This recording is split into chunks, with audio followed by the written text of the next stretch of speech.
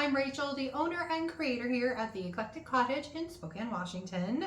For today's video, as I promised, it is another thrift flip. So I actually finished a few projects for today's video that I'm excited to show you guys. And also stay tuned for the end. I'm going to show you a few of my absolute favorite items from the brand new spring Redesign with Prima release that I received. It is now available on my website and here in the store as well. So let's get to today's projects and then I'll show you some of the gorgeous new things. My first project for today is this metal star. Now I thought this was going to be a super simple project and it kind of gave me a little bit of a run for my money. But the first thing I did was take it outside and really quickly give it a coat of dark brown spray paint. This is just a Rustoleum spray paint. It is cold outside, so I made sure everything was at room temperature and I did not stay outside very long. I brought the star right in to dry inside. Now, the point of this was going to be that I was going to use sweet Pickins milk paint, which I did. This is creamy, and I was going to use this to get a crackle finish. Well, unfortunately, I think I let my spray paint dry a little too long, and even though I put 2 coats of the milk paint on and then used my hairdryer to heat it up, it still only crackled just a little bit. I did end up putting a 3rd coat on it, and what I did is I actually set it on top of my gas fireplace to dry for a bit while I moved on to another project, hoping that that would give me a little bit more crackling. But what ended up happening was right in the center of the star where all of the seams were, the paint ended up bubbling and I had to sand it all off, which left me these little divots of dark brown right in the center of the star. So I had to take my milk paint and try to fill those in as best I could. So I did, I think, 4 coats of the milk paint back over where the dark brown had been showing. But of course, you could still see where the separation lines were. So after I got all of the paint on and it dried, I had to sand to get those spots even with the rest of the paint so that you couldn't see the little indentation that I had tried to fill up with the paint. So this took me definitely a few minutes. I did do a little bit of distressing on that dark brown while I was there just to bring a little bit of that color out, since that was kind of what I was trying to go for with this piece. And once I was done with that, I finally decided to go ahead and seal this. It definitely did not turn out exactly like I'd hoped, but I think I salvaged it all right. I think it turned out okay. But this is Sweet Pickins oil wax in dark, and I just added some of that, spread it out with a chip brush, let it sit for about 15 minutes, and then came back and wiped it down. In the end, I think it turned out okay. What do you guys think?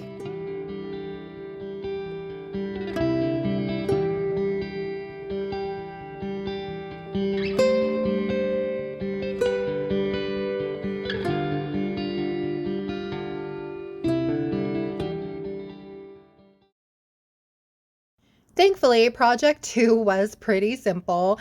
I had these 2 candle holders that have been sitting in my stash for a while. This one I've never touched before. It was just a random candle holder that I'd gotten somewhere along the line. It was originally from World Market. The other one I had at some point painted with Sweet Pickins milk paint and then just left it sit. I don't know why, but it ended up getting something splattered on it. And I realized when I painted the first coat that some of that had bled through. So I ended up giving it a little bit of shellac. You can see there the darker green that I'm going over is the shellacked area. But all I had to do with these was give them 2 good coats of DIY's Aviary, which is this beautiful light green color. I just love this for spring. It's great for fall. It's just a good all-around color. Once that was dry, I decided not to distress these pieces. I wanted them to kind of match, and they were completely different base colors, so I did no no distressing. I just went over them with some white wax. So this is DIY's white wax. I'm just applying that with my soft brush and then using a dry towel, shop towel, to wipe back any excess. Now you can go over your piece with clear wax first. It definitely helps the white wax move around a little easier. I really wanted the white wax to show, and so I'm just going directly on that paint with that white wax. I feel like the white wax gives these a nice springy appearance. They'll be great in some spring vignettes. And I just love the look of the colored waxes over the DIY paints. It's great because you can get just about any look that you really want using the waxes, whether it's dark and grungy or light and springy like these.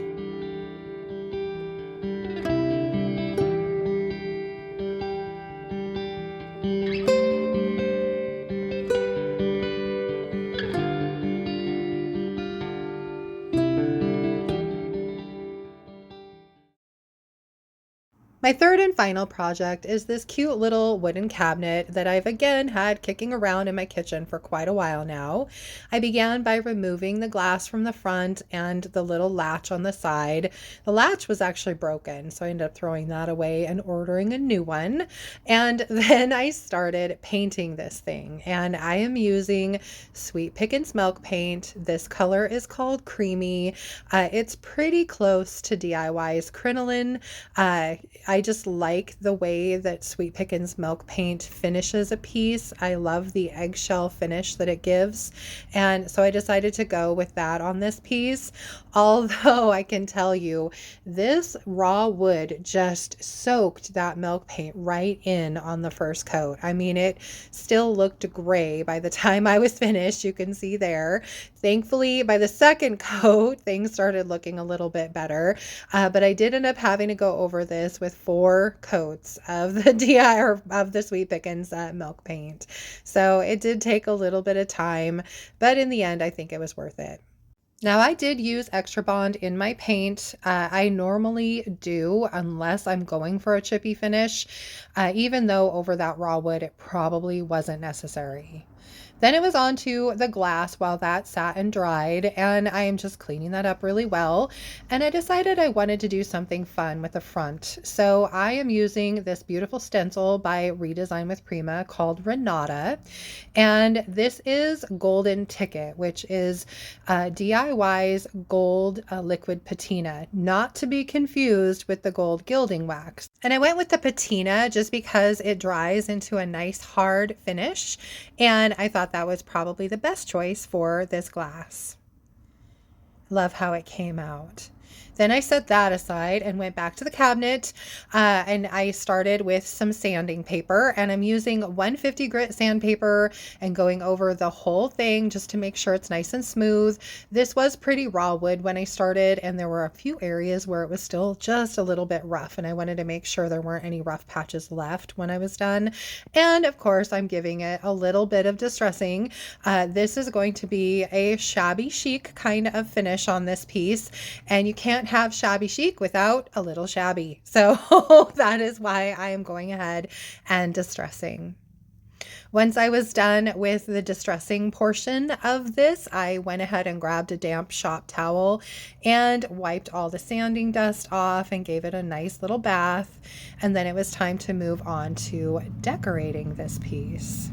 Now I had another transfer set in mind for this, but I got my brand new Redesign with Prima order in, and I couldn't resist using these beautiful roses. So this is called Salon de Diane. It's a maxi transfer set, so you get 2 12 by 12 sheets of these beautiful pink and white roses, and I absolutely love them. Talk about perfect for a shabby chic kind of look.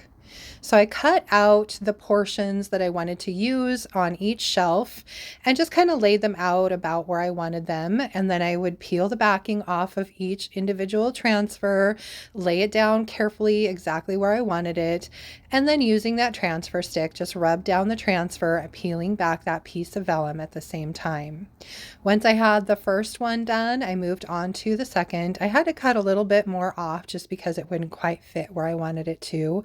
I used the the kind of heftier portion of the transfer right in the middle, and then a little bit smaller pieces top and bottom. And then the top one, I actually had to use a little bit of the leftovers to piece together. But the nice thing about these transfers is you can build on them. So lay your base one down first, and then you can layer them on top of one another, which is really awesome. So I laid down some stems and then a little bit of rosebud. And then lastly, I added a bigger flower to that top part. And again, just rubbing that down with the transfer stick. And then I'm always careful to go back once I'm done and burnish my transfers in. I just use a little piece of the vellum and rub them down into the paint.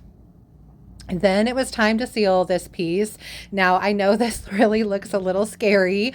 I'm using oil wax in dark by Sweet Pickins. I love this over the creamy. It gives just that nice patina without being too dark, even though it looks really grungy and gross when you first apply it. So I just put a little in a bowl and dip into the bowl with a chip brush, and then just make sure that I get all of the area covered with that oil wax.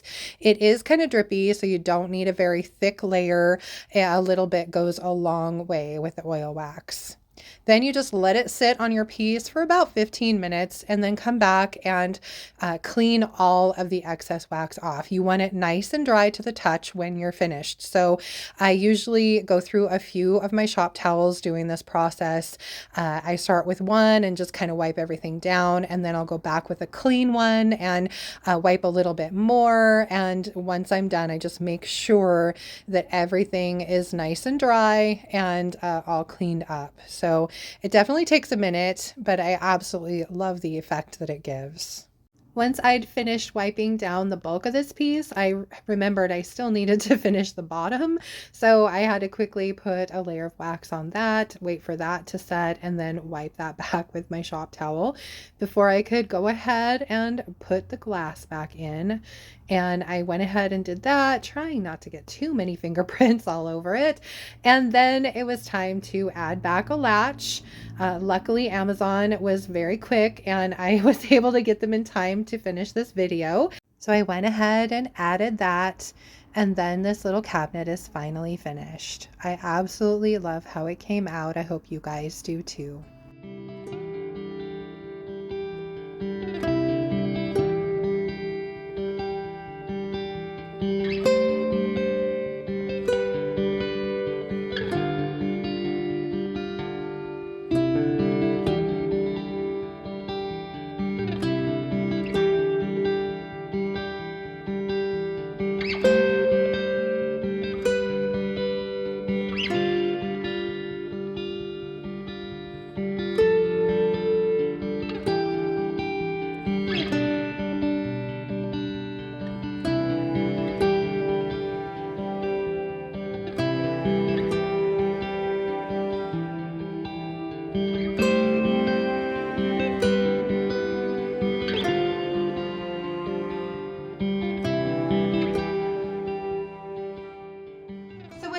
Think of my projects for today. I hope you liked them and I hope you enjoyed the video.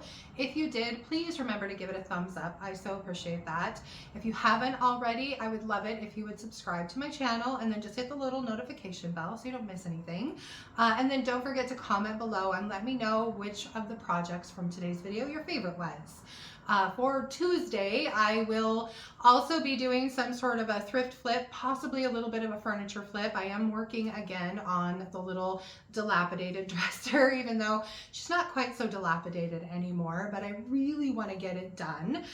So that will probably be part of Tuesday's video at least. Anyway, and just a reminder, the paint and products you saw me use today can be purchased through me at my website at www.theeclecticcottagespokane.com. It's listed in the description box below as well. Now, if you're interested, stay tuned. I am going to show you a few of the items that I got in my most recent Redesign with Prima order. They're absolutely fantastic. I will be hopefully highlighting some of these in my projects going forward, and so keep your eyes peeled for those. But if you're in the need for any, please check out my website. Anyway, I hope you guys have a wonderful weekend, and I hope you'll join me back here on Tuesday for that video. Until then, thank you so much for being here, and again, stay tuned if you want to see the redesign projects or products. Anyway, thank you again. Bye. Okay, so on to the redesign products. Now, I'm not going to show them all to you, but they are available on my website, so just go there to check them out. Just make sure you sort by recently added, and then you'll see all the new stuff that's on there. I'm going to start with this beautiful new tissue paper that we got. This is part of a whole family of products called Cerulean Blooms. Absolutely loving this blue. It's just beautiful, and the whole family has the same kind of blue and white theme to it, so it's just beautiful. So I love this, and this is only $7.99. It's one of the tissue papers. So that's that. It has a matching mold, another paper, this beautiful transfer set. This is one of the big transfers. So absolutely gorgeous. These guys are 24 by 35, so they're pretty large. So there's that.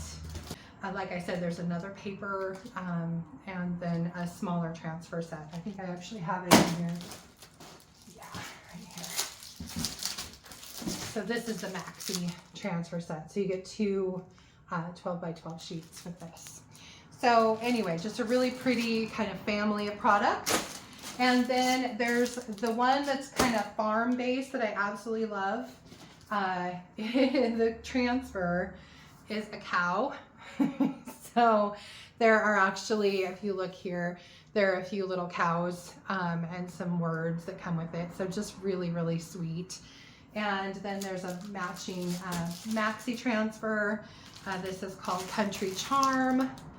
So super cute. You can see both the sheets on the back side there. So again, 12 by 12 sheets. And then there's this beautiful, this beautiful mold that also kind of goes with the whole theme. Can't wait to use this one, so pretty. And then I think that's it for the highlights that I wanted to show you. But again, just check them out on my website. There's so many pretty new things. And I also just ordered Easter, so that will be coming as well. Anyway, thank you so much for joining me for my little product reveal. And again, have a great weekend, and I'll see you on Tuesday. Bye.